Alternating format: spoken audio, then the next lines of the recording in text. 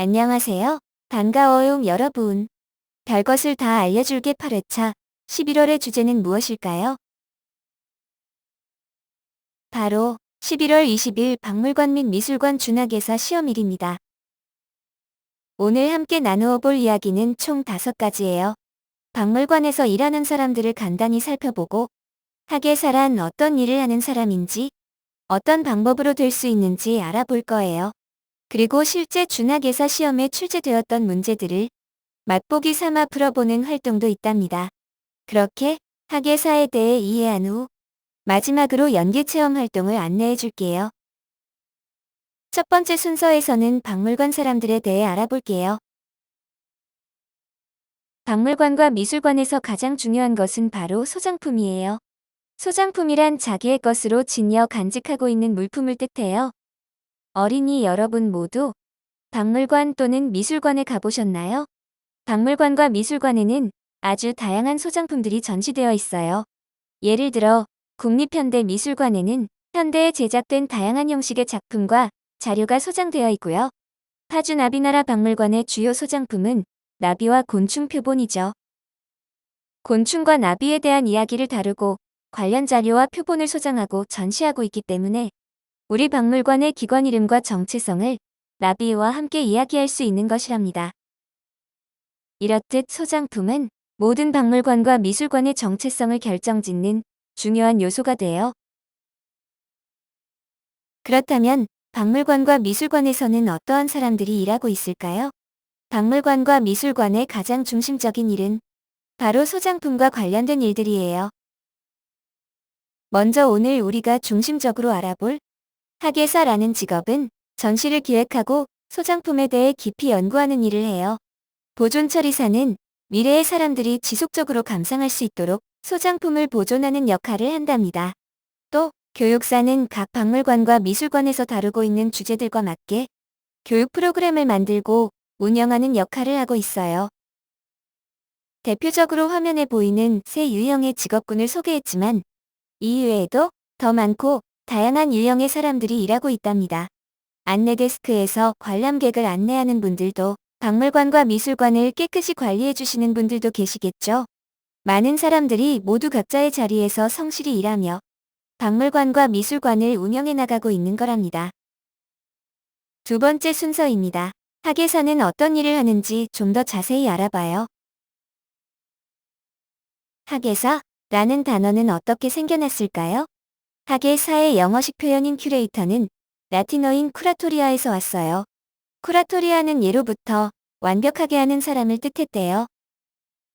또 관리하다, 보살피다라는 뜻의 영어식 표현 케어는 쿠라토리아의 앞글자 쿠라에서 왔어요. 앞의 순서에서 학예사에 대해 간단히 알아볼 때 소장품과 관련된 많은 일을 하고 있다고 했죠. 아주 오래전인 기원전 3세기에는 왕실의 보물이나 초상화 등 귀중한 물건들을 살피고 관리하고 보존하는 일을 맡은 사람들이 있었다고 해요. 시간이 지나고 오늘날 큐레이터는 박물관 그리고 미술관의 학예사라는 뜻으로 발전하게 되었답니다. 그렇다면 박물관과 미술관의 학예사는 어떤 일을 하고 있을까요? 간단히 한 줄로 말하자면 관람객을 위하여 전시회를 기획, 개최하고 소장품을 구입, 수집, 관리하는 업무를 담당하고 있어요. 그러나 이외에도 정말 많은 일을 담당하고 있답니다. 박물관과 미술관의 성격과 정체성을 결정짓는 소장품. 학예사는 그 소장품과 관련된 아주 다양한 일을 하고 있어요. 한 박물관에서 삼국시대 왕비의 무덤에 묻혀있던 귀걸이를 수집했다고 예를 들어볼까요? 수집된 귀걸이는 먼저 정해진 절차에 따라 박물관의 소장품으로 등록되어요. 너무 오랜 시간 깊은 땅 속에 묻혀 있어서 장식품이 훼손되었을 경우에는 귀걸이를 너무 해치지 않는 선에서 복원과 보존 처리를 진행한답니다. 또 이 귀걸이에는 아주 많은 이야기가 담겨 있을 수도 있어요. 귀걸이가 어떤 모양을 가지고 있는지 조사하고 어떤 이유로 왕비의 무덤에 묻혔을지 고민해보기도 하고 이 귀걸이가 가진 가치 등 귀걸이로 알 수 있는 많은 내용에 대해 깊게 연구하죠.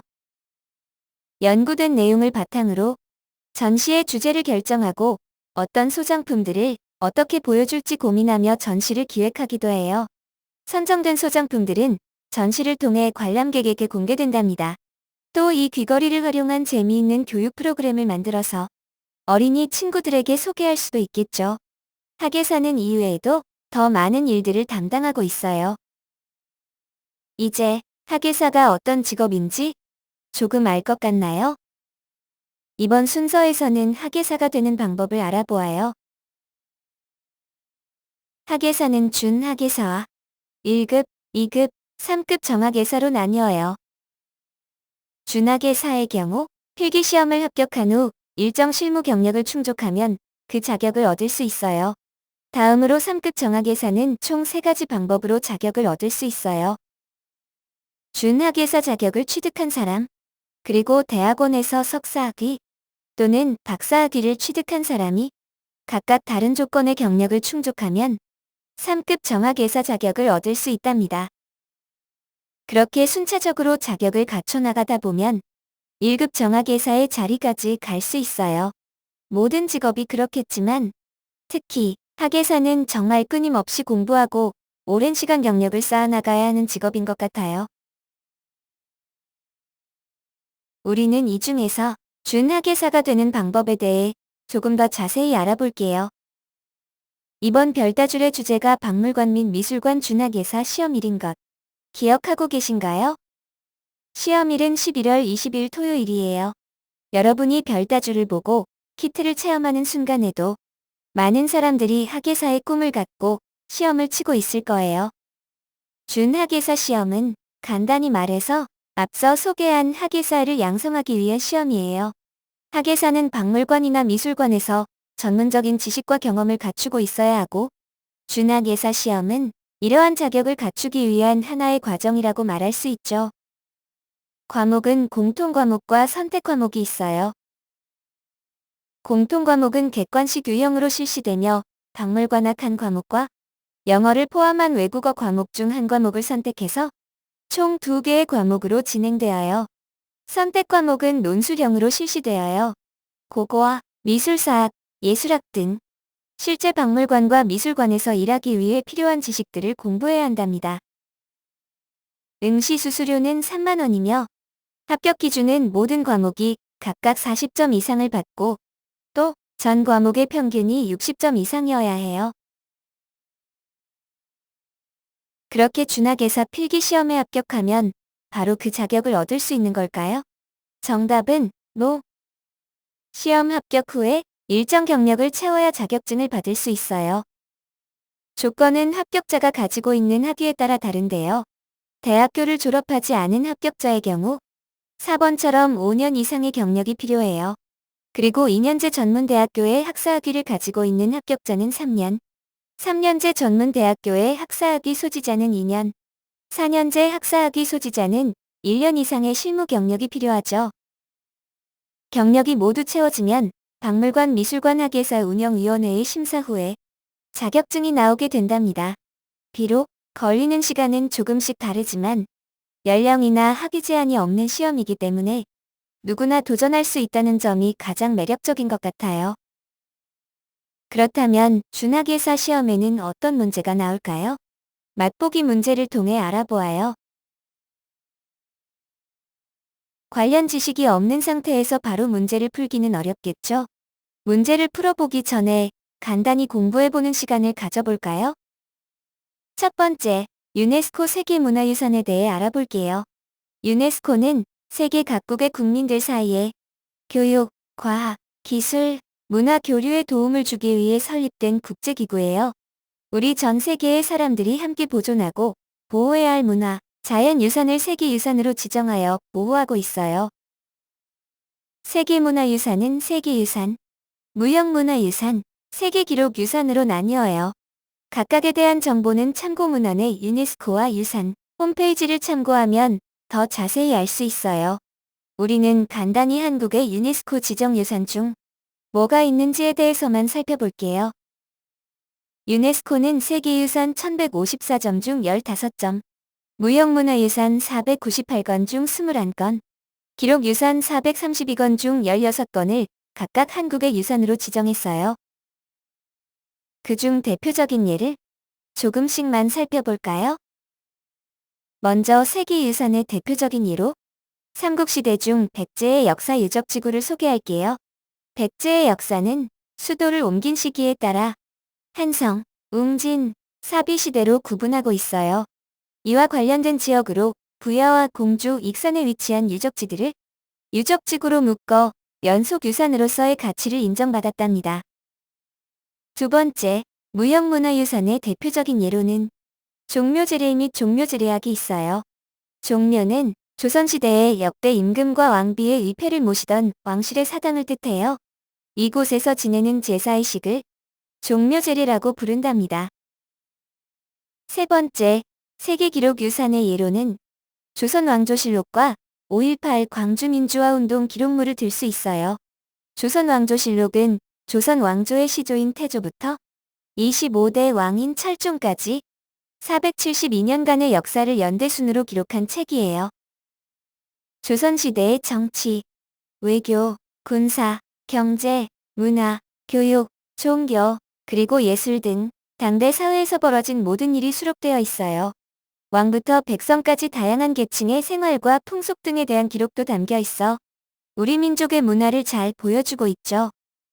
5.18 광주민주화운동은 한국의 민주화의 중심적인 역할을 하며 기본적인 인간의 권리를 침해했던 당대 권력에 저항했던 일이에요.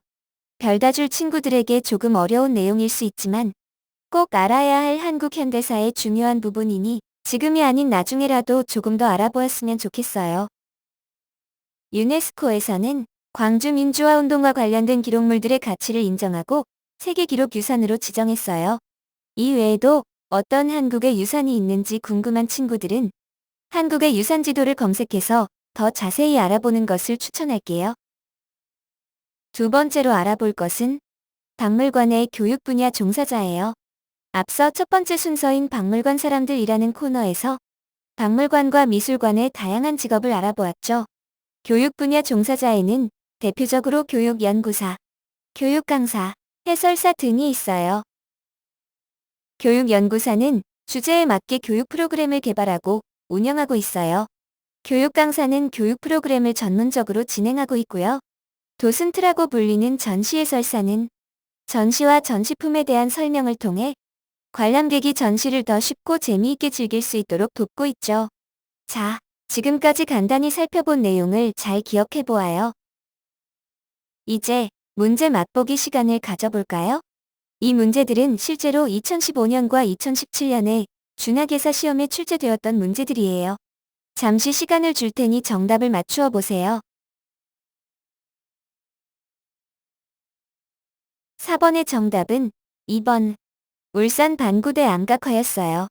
울산 반구대 암각화는 현재 우선 등재 목록에 선정되었지만 아직 세계유산으로 지정되진 않았답니다. 5번의 정답은 무엇일까요? 일시정지 후 정답을 맞춰보아요. 5번의 정답은 바로 1번 보존과학자였답니다. 보존과학자는 오랜 시간이 지나 또는 자연이나 인간에 의해 훼손된 미술품과 유물 등을 보존하고 복원하는 일을 해요. 교육 분야와는 관련이 없답니다. 여러분, 두 문제 모두 맞추셨나요? 별다줄 친구들이 공부하기에는 조금 어려운 내용일 수 있었다고 생각해요. 틀렸다고 너무 상심하지 말고 더 관심 있는 친구들은 문화재와 박물관 그리고 미술관에 대해 열심히 공부해보는 것도 좋겠죠? 마지막으로 연계체험 활동에 대해 안내해 줄게요. 우리의 연계체험 활동을 안내하기 전에 박물관의 기원에 대해 잠시 짚고 넘어가 볼까요? 여러분은 이 그림에서 무엇이 보이시나요? 왼쪽 두 창문 사이의 벽에는 사슴뿔이, 벽 끝쪽에는 동물의 가죽과 갑옷이 있어요. 이 부분을 좀 더 확대해 볼까요? 아래쪽 선반에는 다양한 모양의 조개 껍데기가 보이고 거북이 등 껍질, 다양한 크기의 도마뱀과 뱀, 작은 곤충들, 그리고 거대한 물고기와 악어가 나란히 달려 있어요. 호기심의 방은 그 당시 사람들이 호기심을 가질 만한 물건들을 모아둔 수집실이었다고 해요. 몇몇 박물관학 전공자들은 이 호기심의 방을 박물관의 기원이 되는 공간으로 언급하고 있어요.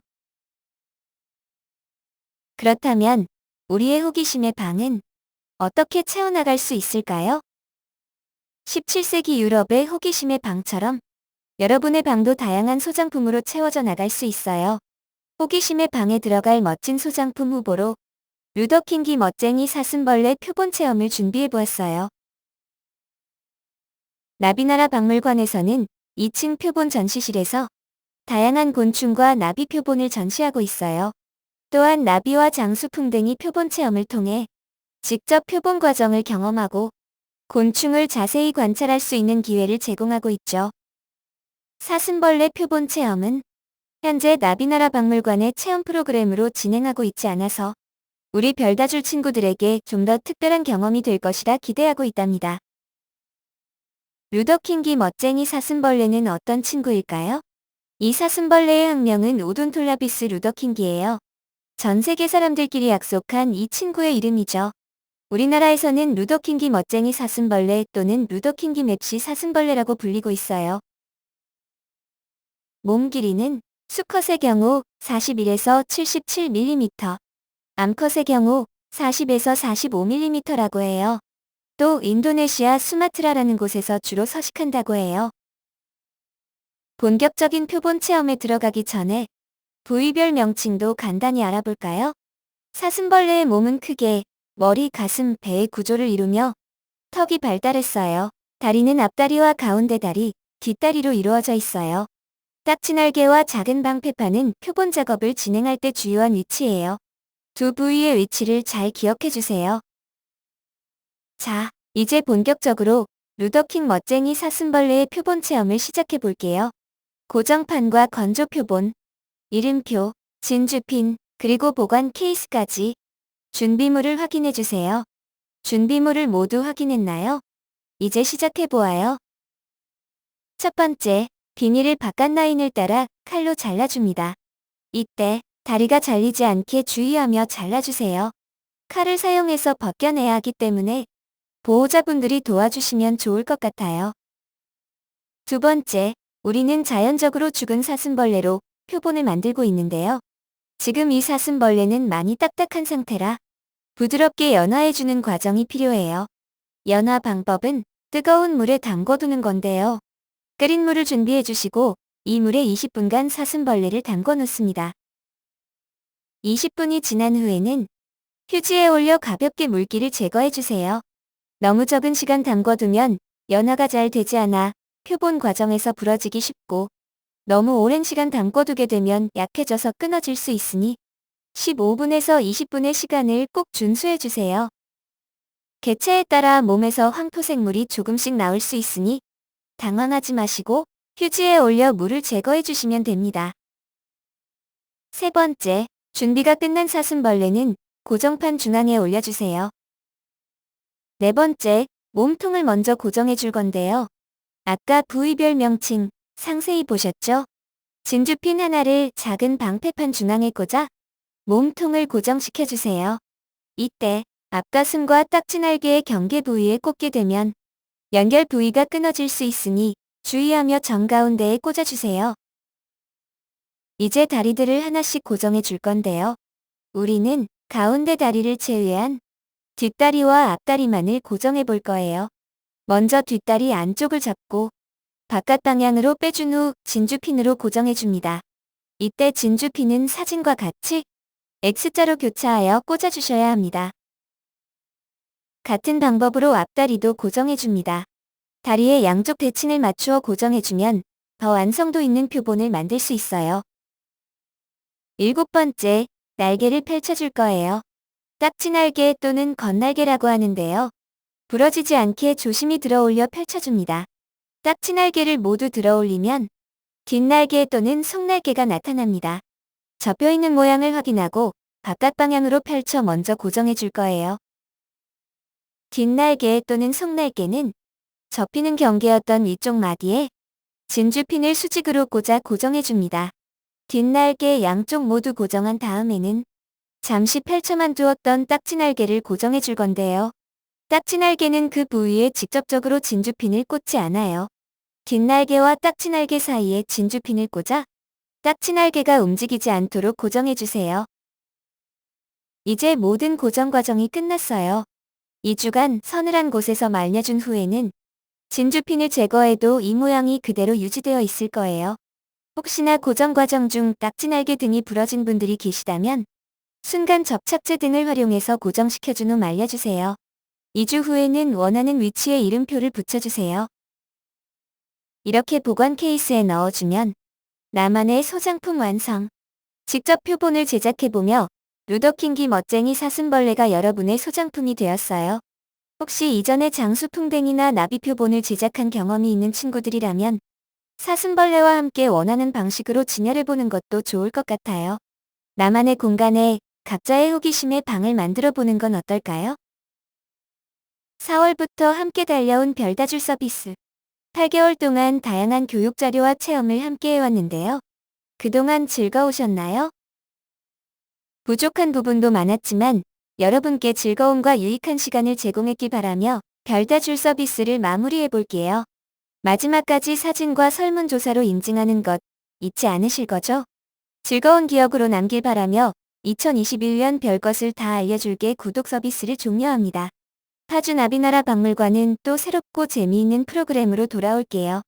감사합니다.